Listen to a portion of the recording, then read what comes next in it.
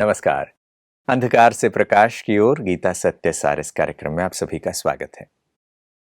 गीता से जुड़े हुए विषयों पर जब भी चिंतन किया जाता है तो ये एक सर्वविदित सी बात बन गई है कि कुछ न कुछ अच्छी बात उसमें से निकल के आती है, या उसमें कुछ न कुछ ऐसी रोचक बात निकल के आती है जो कभी हमने सोचा नहीं होगा। कई बार कई श्लोकों को लोग पढ़ते हुए भी यही भाव मन में उनके उत्पन्न होते हैं। आज भी गीता से जुड़े हुए कुछ ऐसे ही विषयों पर चर्चा करते हैं। गीता कहते ही सामान्य रूप से लोगों के मन में जो चित्र उभरता है वह है श्री कृष्ण का। युद्ध के मैदान में गीता का बोध हो रहा है, यह दृश्य सभी के मन में आता है। मगर श्री कृष्ण के बारे में ऐसी चीजें हैं जो कभी हम ध्यान से सोचते नहीं हैं। क्या इसके पीछे कोई गहरी बात भी हो सकती है? इन सब चीज़ों पर जब गहराई से चिंतन किया जाता है तो एक नया प्रकाश उत्पन्न होता है। आइए आज गीता और श्री कृष्ण से जुड़े हुए कुछ ऐसे ही विषयों पर चिंतन करते हैं। आज हमारे साथ स्टूडियो में इस विषय पर बातचीत करने के लिए गीता विदुषी डॉक्टर पुष्पा पांडे जी हैं। डॉक्टर पुष्पा पांडे जी पेशे से एक डॉक्टर हैं, गायनकोलॉजिस्ट हैं, जबलपुर मध्य प्रदेश में निवास करते हैं। गीता के विषय पर उनकी गहरी रुचि और उनका अध्ययन गीता के एक नए परिप्रेक्ष्य को हमारे सामने प्रस्तुत करता है। डॉक्टर साहब, आपका स्वागत है। नमस्ते। जब गीता कहते ही हैं तो ये बात सभी आज समझने लगे हैं कि हर एक व्यक्ति गीता को जब पढ़ता है तो उसे गीता से संबंधित अलग अलग चीज़ें नज़र आती हैं।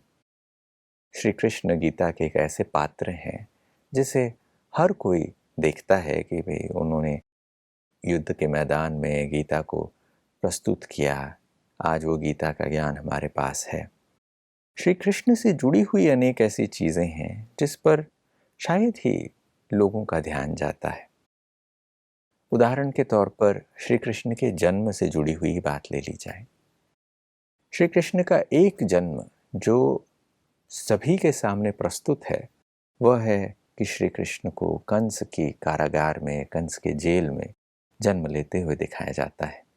उसके ऊपर बहुत सारी कथा आगे है कि कैसे जेल के दरवाजे खुले इत्यादि इत्यादि। मगर एक और चीज़ जो श्री कृष्ण का बहुत ही सुप्रसिद्ध चित्र है वो है कि श्री कृष्ण पीपल के पत्ते पर सागर में अपने ही पैर का अंगूठा चूसते हुए आ रहे हैं। ये दृश्य दिखाया जाता है। इसके लिए एक बहुत सुंदर मंत्र भी है, या ये कहें एक सुंदर संस्कृत उक्ति भी है जिसे भक्तजन गाते भी हैं। करारविंदेन पदारविंदम मुखारविंदे विनिशेषयंतम बालम मुकुंदम मनसा स्मरामि। ये बहुत बड़ा एक ऐसा गीत है जिसे भक्त गाते हैं। उसमें ये भी कहा जाता है कि वटस्य पत्रस्य पुत्रे शयानम। जब ये सारा वर्णन है कि श्री कृष्ण पीपल के पत्ते पर अपने ही हाथों से अपने पैरों को मुख में डालकर अंगूठा चूस रहे हैं, पीपल के पत्ते पर लेटे हुए तैरते हुए आ रहे हैं, उस बाल मुकुंद को मैं याद करता हूँ। ये दो अलग अलग चीज़ें दिखाई जा रही हैं। ये क्या चीज़ है? ये बहुत ही अच्छा क्वेश्चन है कि श्री कृष्ण का जन्म कब हुआ। श्री कृष्ण को 16 कला संपूर्ण माना जाता है। तो विज्ञान के हिसाब से भी पहले डार्विन का सिद्धांत माना जाता था कि डार्विन जो है एक सेल से फिर ह्यूमन बीइंग पैदा हुआ, लेकिन आजकल उसको गलत माना जाता है। तो ऐसा कहा जाता है कि अब तो ये माना गया है कि हमारे जो पूर्वज हैं वो देवी देवता थे। तो इसका मतलब कि श्री कृष्ण संपूर्ण 16 कला संपूर्ण माने जाते हैं। तो सबसे पहले कौन आना चाहिए? श्री कृष्ण आने चाहिए। तो इसका मतलब कि सतयुग की जो आदि का जो प्रारंभ है इस 16 कला संपूर्ण दिव्यात्मा से ही होना चाहिए। ये तो स्पष्ट है। तो अब ये जो दो चित्र बतलाए जाते हैं दोनों का आपस में क्या संबंध है? एक तरफ जेल दिखाई जाती है और दूसरी तरफ पत्ते पर बतलाया जाता है। तो ये दोनों का संबंध ये है कि जैसे हमने पहले भी सुना, समझा कि महाविनाश होगा। महाविनाश कैसे होगा? ये महाभारत वॉर होगी। महाभारत वॉर के बाद फ्लड आएगा। तो दोनों सोचिए कैसे आपस में मिलते हैं दोनों का जन्म, वास्तव में ये एक सीखने वाली बात है या समझने वाली बात है, ये सत्य है, दोनों बातें सत्य है। तो जब महाभारत युद्ध होता है, तो उस समय का वातावरण कैसे रहता है? जो जेल बताया है ना, कि चारों तरफ हर आत्मा, मनुष्य आत्मा बेड़ी, किसकी बेड़ी? विकारों की बेड़ी में फंसी हुई है, परेशान है। और उस समय जब अति अति हो जाता है, उस समय श्री कृष्ण का जन्म होता है। और जैसे ही जन्म होता है, मतलब ये संसार एक जेल के समान भी कहेंगे, विकारों की जेल में सब हैं। और जैसे ही जन्म होता है, विष्णु का साक्षात्कार होता है। मतलब वह संपूर्ण आत्मा जैसे ही फ्लड के जस्ट पहले, मतलब प्रलय दिखाते हैं, वैसे प्रलय नहीं होती है, परिवर्तन होता है हमेशा, लेकिन ये प्रतीकात्मक है कि अंत का समय और आदि का समय, दोनों समय मिक्स कर दिया गया है। तो उस समय श्री कृष्ण का जन्म होता है, जो सर्वगुण संपन्न, 16 कला संपूर्ण, मर्यादा पुरुषोत्तम, संपूर्ण निर्विकारी, डबल अहिंसक। तो उनका जन्म होता है और उनके माता पिता को साक्षात्कार होता है विष्णु का। विष्णु का अर्थ क्या होता है? क्योंकि जिसके जीवन में विष नहीं है, तो अर्थात जो श्री कृष्ण, जो सबको आकर्षित करने वाले, उनके जीवन में विष का नाम निशान नहीं है। तो एक ये है। और दूसरा जो आया, जैसे ही फिर एक बहुत बड़े लेवल पर बाढ़ होती है, पूरे की चारों तरफ पानी हो जाता है और सारे जो विदेश जो भी हैं, जो भूमि है, वो सारी की सारी जलमग्न हो जाती है। तो ऐसा दिखाया जाता है कि मार्कंड ऋषि वो देखते हैं कि एक पीपल के पत्ते पर एक छोटा सा बालक अंगूठा चूसता हुआ आता है और कहते हैं, अरे ये तो नारायण है। अर्थात ये जो भारत वर्ष ही रहता है और भारत वर्ष का जो शेप है, वो एक पीपल के पत्ते के समान हो जाता है और वो तैरते हुए आते हैं। तो कहते हैं उस समय गर्भ महल होता है। तो जब उस समय जन्म होता है, तो जितने भी योग बल से होते हैं, हम पहले भी चर्चा कर आए हैं, योग बल से होता है, वहां पर गर्भ में भी किसी को भी कोई तकलीफ नहीं होती। तो पहली आत्मा है, दिव्य आत्मा है, महान आत्मा है, जिसको लोग भगवान भी कहते हैं। भगवान इसलिए क्योंकि भगवान के समान उनके गुण हैं, परमात्मा के समान उनके गुण हैं। तो ये दोनों का आपस में बड़ा संबंध है, अति और ये सृष्टि का प्रारंभ, मतलब अंत और प्रारंभ दोनों को ये चित्र में स्पष्ट दिखाया हुआ है। कभी इस बात पर गौर नहीं किया जाता। भक्तजन जैसे गाते तो हैं, पीपल के पत्ते पर श्री कृष्ण को आते हुए, सागर में तैरता हुआ आ रहा है, मगर वो एक नई सृष्टि की शुरुआत करते हुए आ रहे हैं। पुरानी समाप्त हो चुकी है और एक नई सृष्टि के लिए वो एक नया पत्ता है इस विश्व वृक्ष का, ये स्पष्ट होता है। अब एक और बात जो कहानियों में अक्सर सुनी जाती है, वो ये है कि बहुत सारे लोगों ने इसे पढ़ा, देखा होगा। जब श्री कृष्ण का जन्म हुआ तो उनके पिता वसुदेव उन्हें टोकरी में भरकर यमुना के पार ले जाते हैं। ये भी दृश्य देखने को मिलता है और इसके बहुत ही सुंदर चित्र भी देखने को मिलते हैं। कई मंदिरों में कई कलाकारों ने इसका चित्रण किया गया है।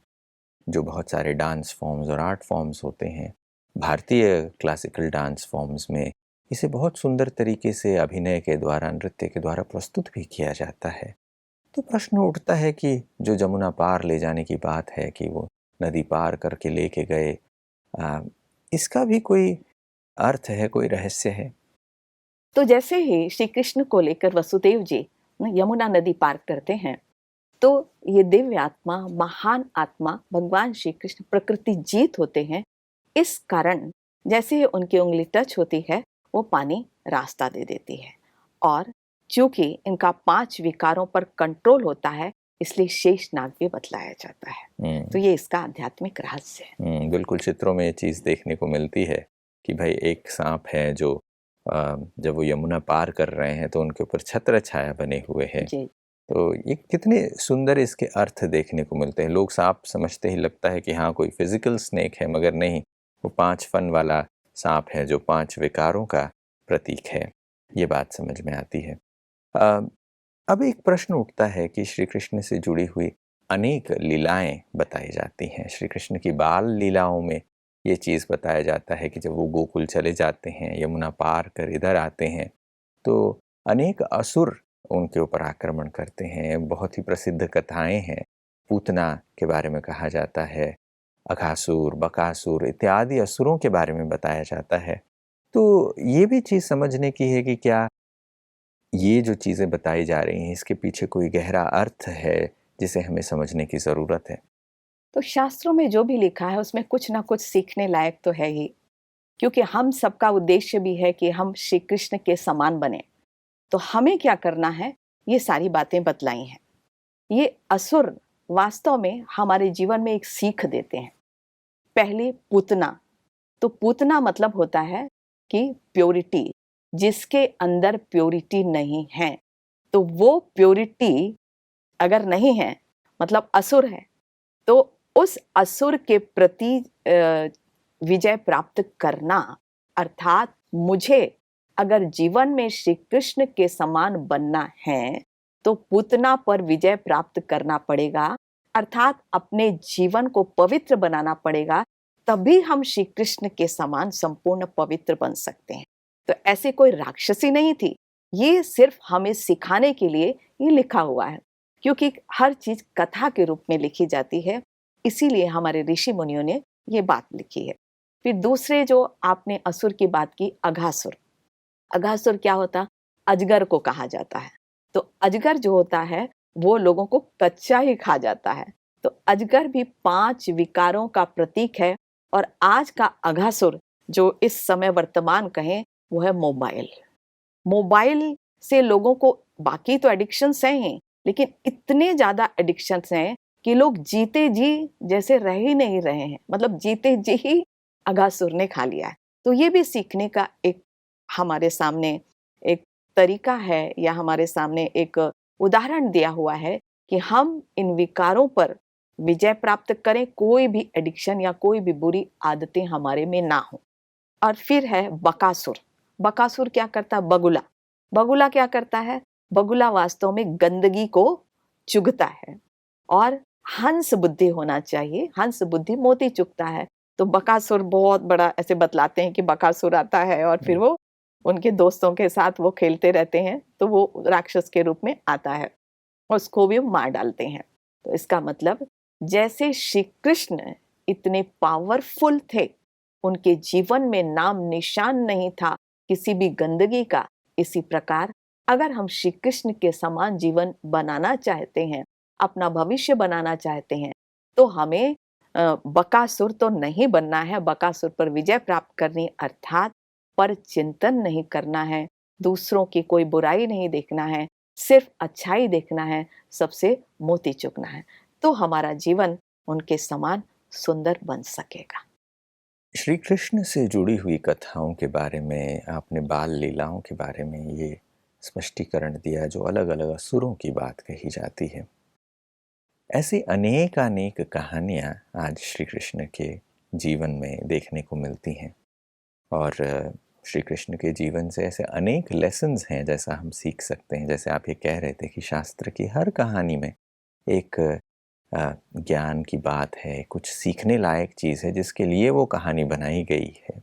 एक मॉरल ऑफ द स्टोरी है जो हमारे जीवन में उदाहरण के स्वरूप उतारने के लिए है। अब एक और सुंदर कथा है, और ये एक ऐसा दृश्य है जो अगेन कला के जगत में अनेक बार इसका मंचन होता है। नृत्य और संगीत के ज़रिए बहुत ही रोमांचक रीति से इस दृश्य को दिखाया जाता है। जैसे आपने अजगर के, इस सांप के बारे में बताया कि मनुष्य पूरा ही इन विकारों के अंदर वशीभूत हो जाता है, एडिक्शंस या बुरी आदतों के अंदर पूरा ही वो फंस जाता है। ऐसे ही ये भी एक ऐसा दृश्य है जो फिर से एक सांप की कहानी से जुड़ा हुआ है। ये है कलिंग मर्दन का दृश्य या कालिया नाग का दृश्य। अब इस पर अनेक मंदिरों में बहुत सुंदर चित्र भी बने हुए हैं। बहुत सारे कलाकारों ने पत्थर की मूर्तियाँ इसके ऊपर इतनी सुंदर बनाई गई हैं। तो ये जो कालिया नाग का दृश्य है, इसके बारे में भी हम समझें कि ये क्या बता रहा है? क्या ये सच में ये घटना हुई है कि कोई सांप के फन पर चढ़कर नाच रहा है? इसके बारे में बताएं। कालिया मर्दन कहा जाता है जिसको, कि स्टोरी आती है कि वो बच्चों के साथ, बालों के साथ खेल रहे थे। तो अलग अलग पुराण में अलग अलग लिखा है। एक हरिवंश पुराण में लिखा है बॉल चली गई, और एक में कहते हैं डायरेक्ट कूद गए। अलग अलग टाइप के स्टोरीज इसमें बनाई हुई हैं। तो इसका आध्यात्मिक रहस्य सिर्फ यही है कि श्री कृष्ण को डांस करते हुए बतलाते हैं।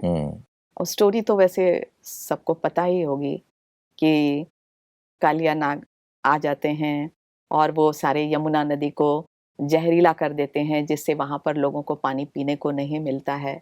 तो फिर उनकी रक्षा करने के लिए पानी कहाँ से पिएंगे?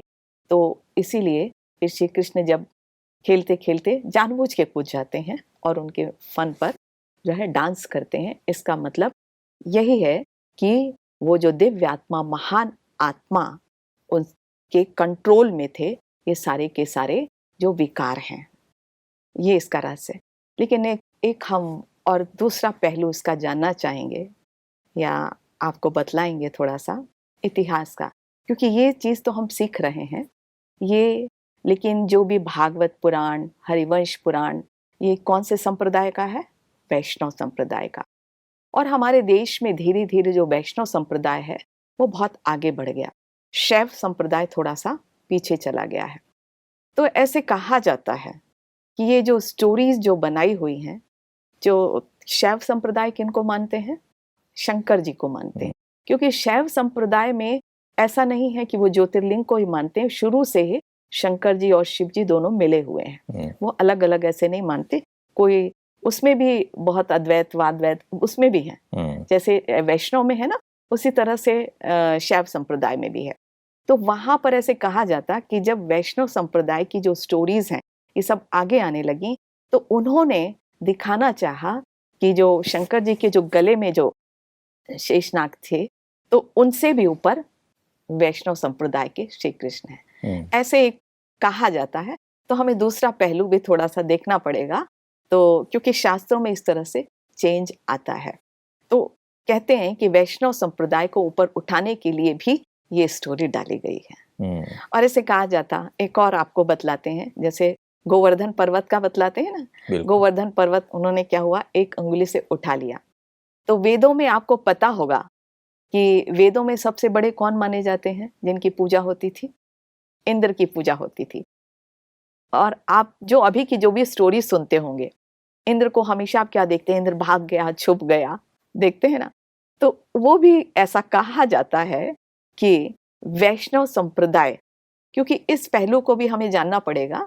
ये हम जीवन से सीख रहे हैं, बहुत अच्छी बात है, लेकिन इस पहलू को भी समझना पड़ेगा कि जब ये भी कहते हैं गोवर्धन पर्वत वाली जो स्टोरी है वो इसलिए डाली गई है कि इंद्र ने भी हार मानी थी ना, कहा कि अब मैं पानी नहीं बरसा सकता, मुझे माफ कर दो। तो कहते हैं कि ये इनको श्री कृष्ण जी को ऊपर करने के लिए ये स्टोरी डाली हो। तो इस रहस्य को भी हमें समझना पड़ेगा, शायद किसी को पता भी ना हो। सीख तो हम रहे हैं, लेकिन एक शास्त्र का ये पहलू भी हमें जानना पड़ेगा कि किस तरह से ये संप्रदायों में चेंज आया, अर्थात आपस में कंपटीशन। तो अगर ये बात हट जाए तो हमारा भारतवर्ष कितना आगे बढ़ जाएगा। क्योंकि हमारे जो भारत देश का डिग्रेडेशन हुआ है सिर्फ इसी कारण हुआ है, क्योंकि आपस में हमने भगवानों की भी तुलना करना चालू कर दी। बहुत गौर करने वाली बात है कि जब हम इतिहास को पलट कर देखते हैं तो कालांतर में अलग अलग मतें भारत में आई हैं। एक समय था जब शैव मत सबसे ज़्यादा प्रामुख्यता रखता था। कश्मीरी शैविज़्म के बारे में लोगों ने पढ़ा है। दक्षिण में, तमिलनाडु में ऐसे अनेक शैव संप्रदाय और शिव के मंदिर हैं। अनेक राजा कभी शैव हुए, कोई वैष्णव हुए। कभी एक राजा ने अपने मत को बदली भी किया, दूसरे मत को आश्रय दिया, राजाश्रय दिया। वैसे ही बौद्ध मत का प्रचार प्रसार हुआ, जैन मत का प्रचार प्रसार हुआ। ये परिवर्तन इतिहास में देखने को मिलता रहा है कि और इन परिवर्तनों की वजह से कहानियों में भी, जैसा आप ये बता रहे हैं कि ये कोई किसी कहानी को रच रहा है, कोई किसी और कहानी को रच रहा है, और ये कालांतर में होता आया है। और इतिहास के दृष्टिकोण से जब हम इस चीज़ को देखते हैं तो पता चलता है कि हाँ, ऐसी अनेक घटनाएं इतिहास में दर्ज हैं अनेक मंदिरों के दीवारों पर ये परिवर्तन दर्ज किए गए हैं।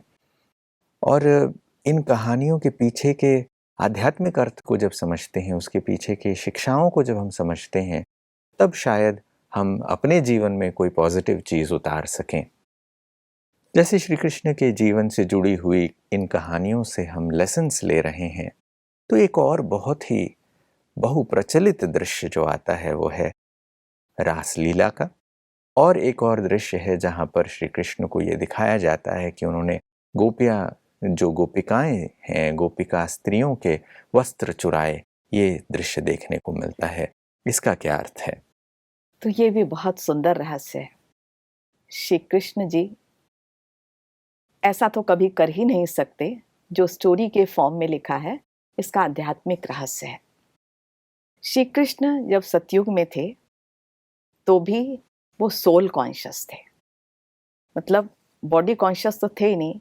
तो जो शरीर है एक वस्त्र के समान है। गीता में भी लिखा है, वासांसि जीर्णानि यथा विहाय नवानि गृह्णाति नरो पराणि तथा शरीरानि विहाय जीर्णानि अन्यानि संयाति नवानि देहि। अर्थात ये शरीर एक वस्त्र के समान है।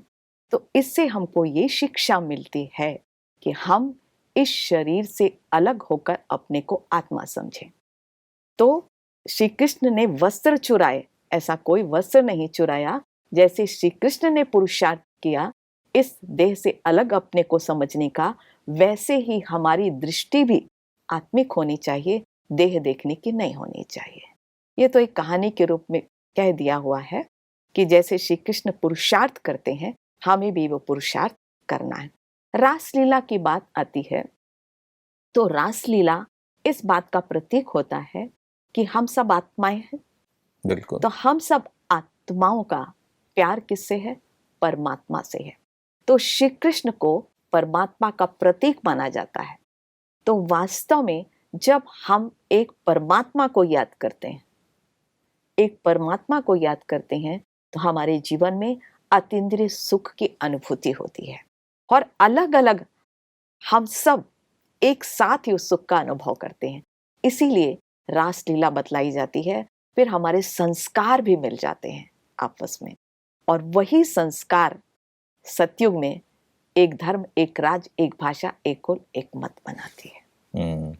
कितनी सुंदर ये कहानियां हैं जो हमारे लिए शिक्षाप्रद हैं कि हम शरीर रूपी वस्त्र को ही स्वयं की आइडेंटिटी समझ लेते हैं। आज जैसे आपने गीता की बात की कि ये शरीर एक वस्त्र है आत्मा के लिए और हम आत्मा हैं, और श्री कृष्ण ने जब वस्त्र चुराए ये दिखाए गए, इसका भाव ये नहीं कि कोई फिजिकल वस्त्र चुराए गए, वो एक सांकेतिक दृश्य है जहाँ पर ये बताया गया कि भगवान ने हमें देह भान रूपी वस्त्रों से बाहर निकाला, कि हम शरीर रूपी अपनी फॉल्स आइडेंटिटी जो लेके बैठे थे उसे छुराकर अपनी वास्तविक पहचान हमें दिलाई। और रासलीला की जो आपने बात की कि ये कितना सुंदर दृश्य है कि हम एक दूसरे से मिल के चलें, जीवन का आनंद लेते हुए चलें, ये नृत्य बन जाए जीवन। ये कितना सुंदर उदाहरण है जो हम सब जीवन में ला सकते हैं। समय यहाँ पर कहता है यहाँ रुकना होगा, मगर इतनी सुंदर चर्चा चल रही है और श्री कृष्ण के जीवन से बहुत ही सुंदर चीज़ें हमें सीखने के लिए, जीवन में धारण करने के लिए क्या हैं वो पता चल रही हैं। आज आप समय निकाल कर आए और इन बातों का अर्थ समझाया, इसके लिए बहुत बहुत शुक्रिया। नमस्कार। नमस्कार। दोस्तों, आज की चर्चा में ये बहुत ही सुंदर सा विषय रहा है कि श्री कृष्ण के जीवन से हम अनेक मैसेजेस अपने लिए ले सकते हैं। उनके जीवन से जुड़ी ही अनेक लीलाएं, अनेक कहानियां हम सब के लिए कुछ उदाहरण प्रस्तुत करने के लिए थे, हमारे जीवन के कुछ धारणाओं को बनाने के लिए थे।